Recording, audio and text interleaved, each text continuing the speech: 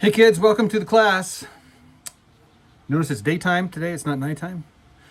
Gotta keep my hat on because when you go outside in the sun, man, it beats down on the back of your neck. And if you're not careful, you turn into a redneck. So I went ahead and installed a little wiring harness there, tightened it down, installed the pickup, pulled it up so I could sneak this neck in. Now,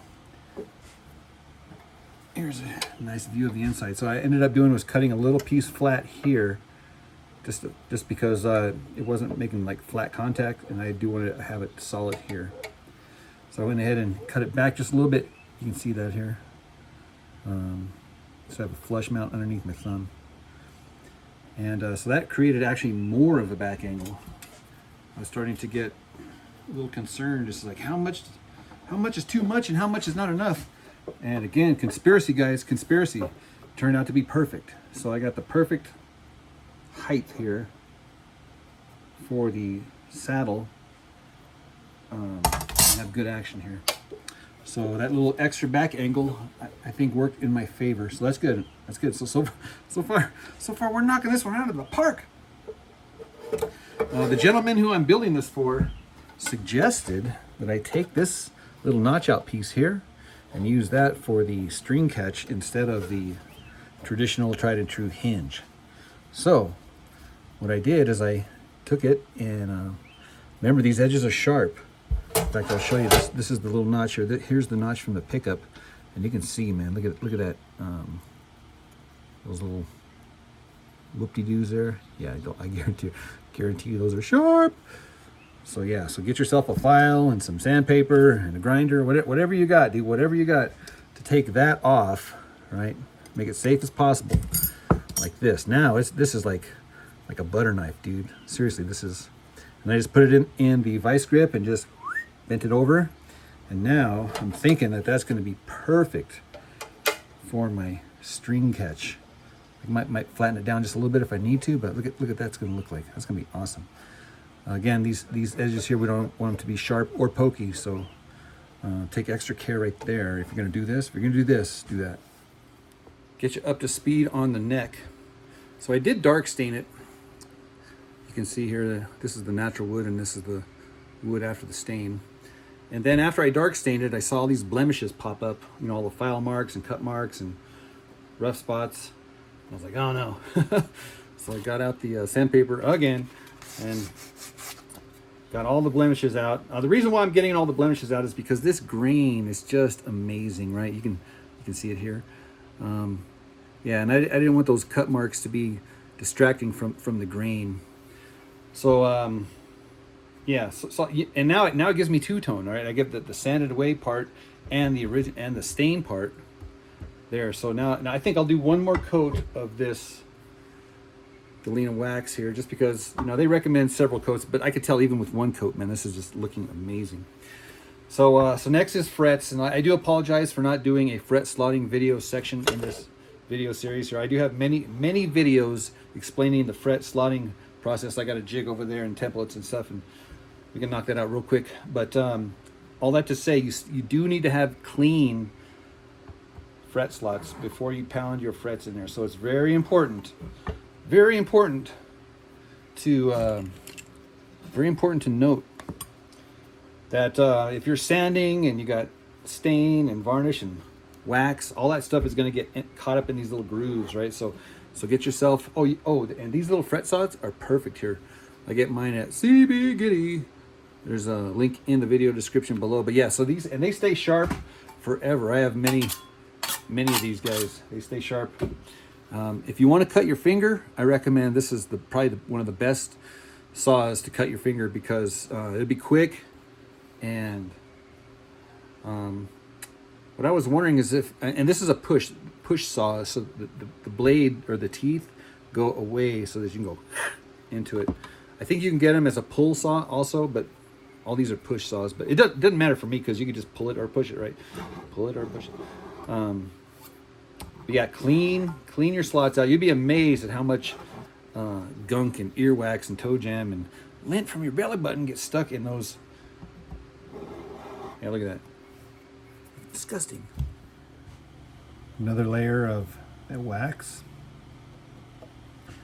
Still the tuners. These are the upgraded nice tuners, dude. And now we are burning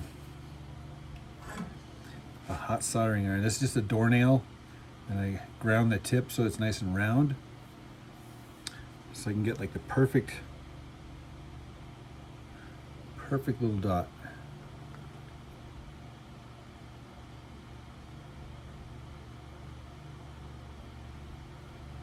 Just like that.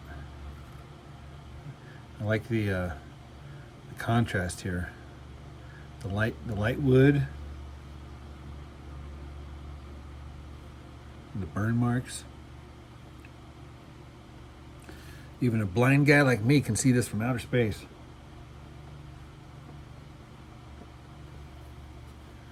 Yippers.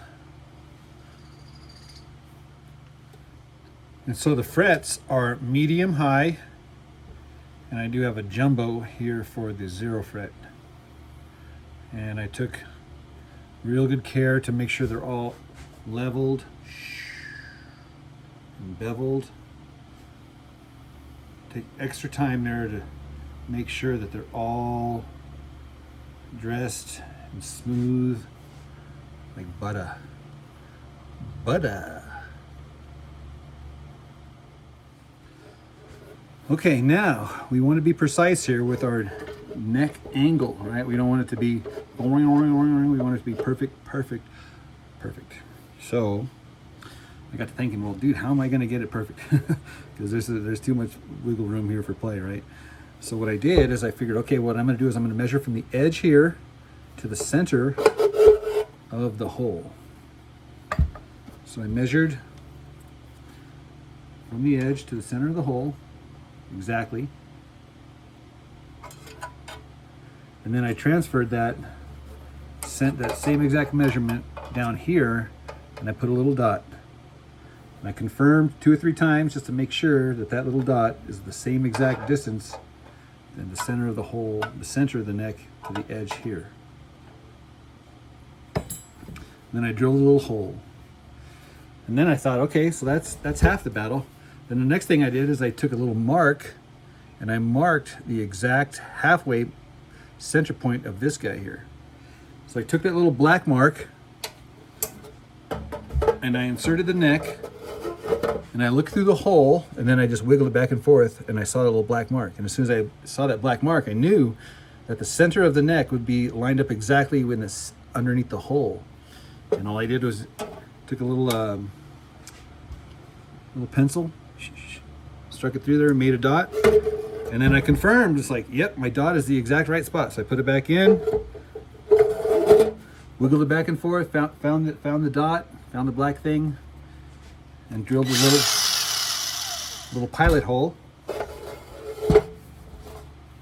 And so now my pilot hole is in the center of the neck, which is going to give me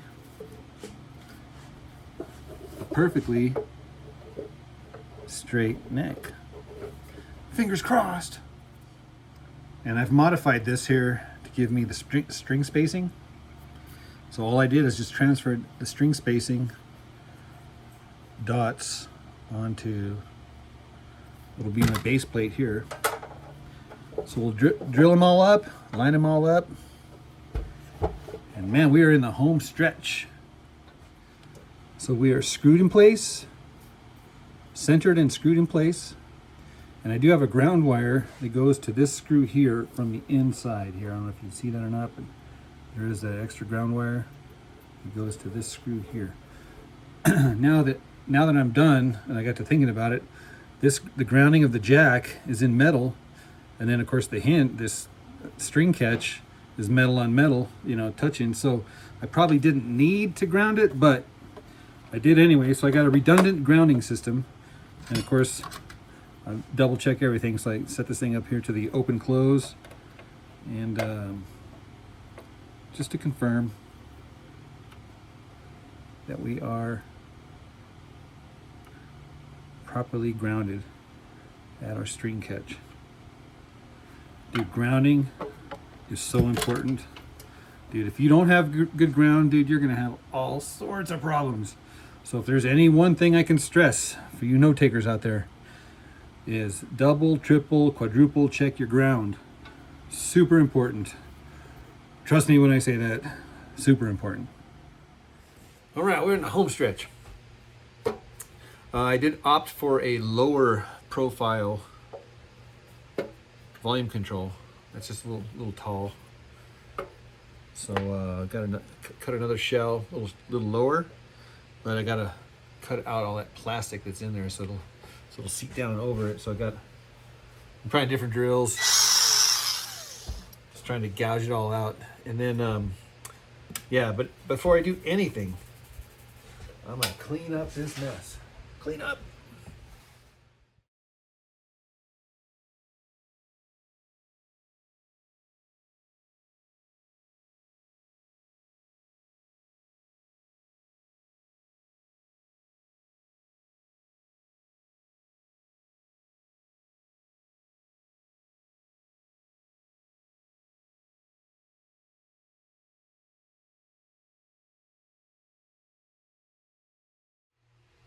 So after much wrangling and wrestling and melting and hammering and pounding and scraping, I finally got all that plastic out of there. There's got to be an easier way.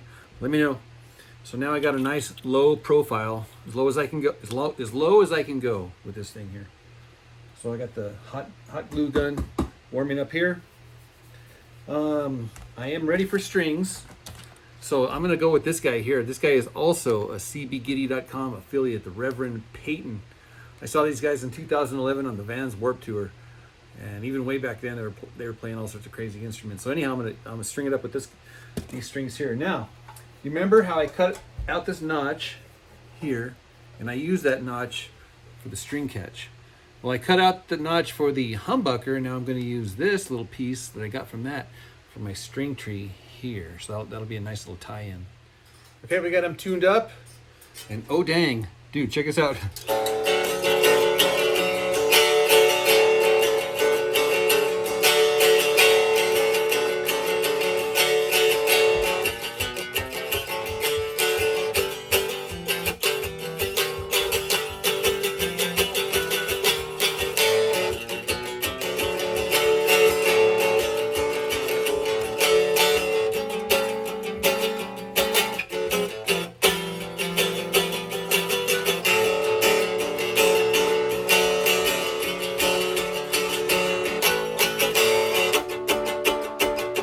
Sound hole right here, that's got some power, man. It's just like pushing the sound right out of your face, man.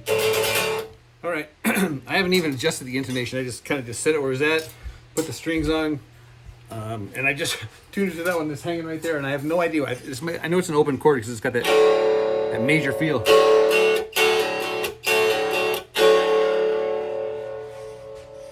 But I was just riffing around, and I came up with this little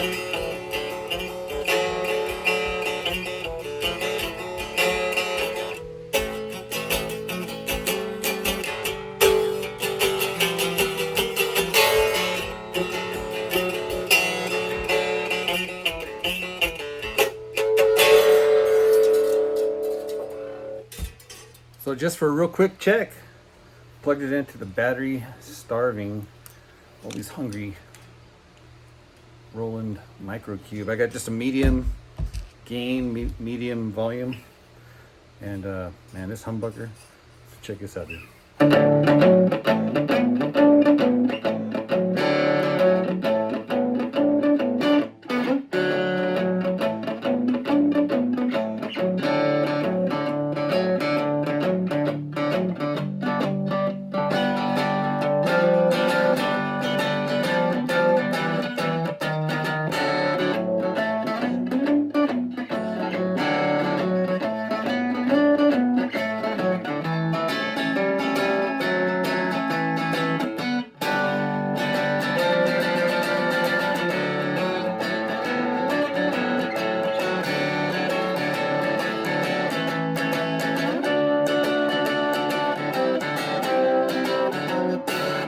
What a crazy sound. Oh my gosh. Guys, I'm actually besides myself. Oh my gosh, I dropped the tuning to E. And oh, guys, check this out.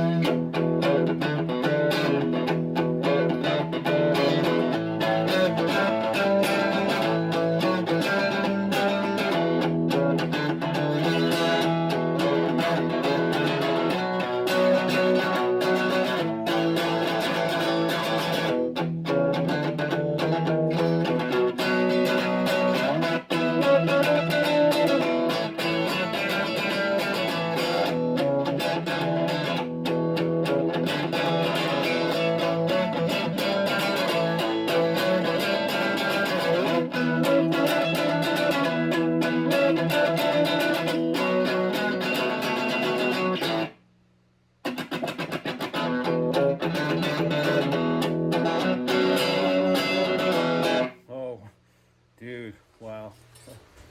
Right, so I'm going to take my time getting this thing all set up. Right now, I think the action's a little bit low up here.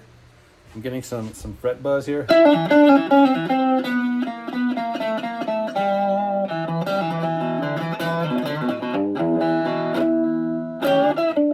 So just turn up the distortion and play hard and forget about it.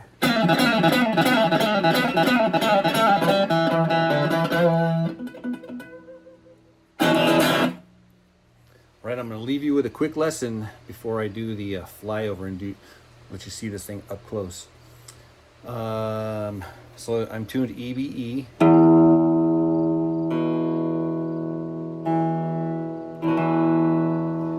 Now a lot of chords are not E chords, they're like F chords, G chords, A minor, B minor, C, D.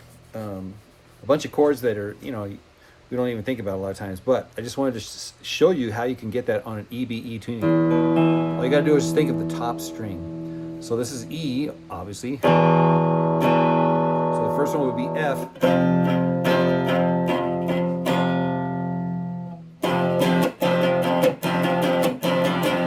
And then up 2 frets to the 3rd fret, this would be G. This would be A up here at the 5th fret.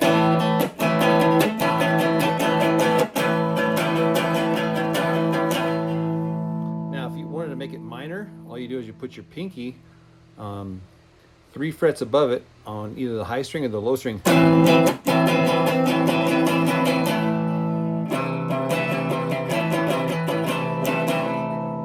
That would be A minor. So this would be B minor.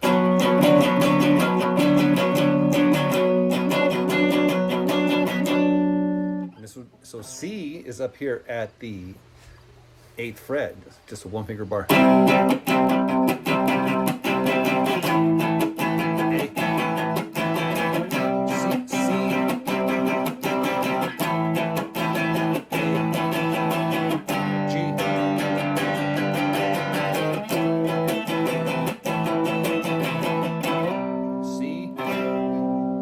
Up to the 10th fret and it's D, becomes D. So these chords are really good, especially if you're going to be playing in the key of G.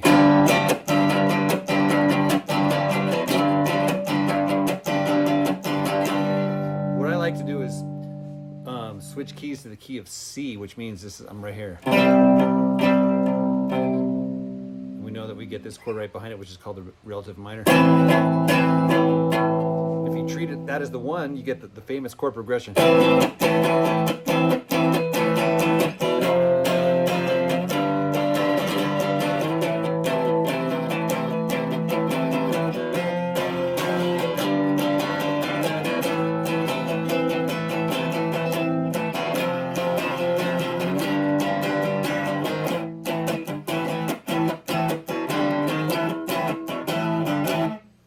So there's ways to get just about any chord you can think of on a 3-string cigar box guitar. There's just a few right there. So as promised, here is the flyover. I really like the way that string tree turned out. It gives me like the perfect angle behind the 0 fret. Those are the upgraded tuners. Everything's polished. The frets are polished. The brass is polished. And I really like the way that wax made this grain pop out.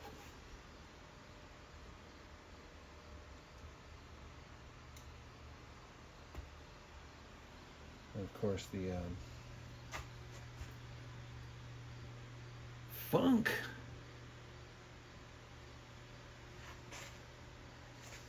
I wanted to show you some of the inside stuff. So the nice thing about these tops is they just come on and off. You just slide them on these little hinges and then lock it in place here. A couple things I wanted to point out here is that I do have a little screw right there. I think that screw holds it in place here.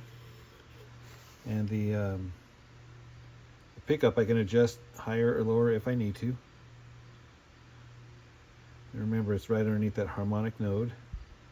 One thing I wanted to point out is, see this gap here between the metal and the wood? It comes to a point right here at the 23-inch mark, right underneath the saddle. Make sure that there was no gap. There's positive contact between the wood, the metal, and the saddle.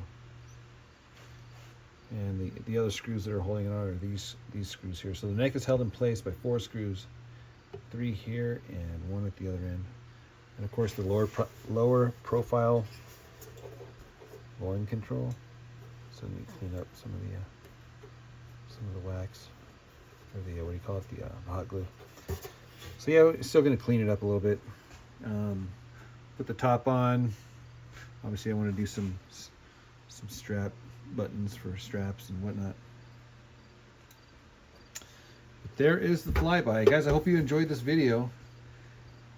I'll be doing some more sound samples with this guy. Maybe you have to learn some give me back my bullets.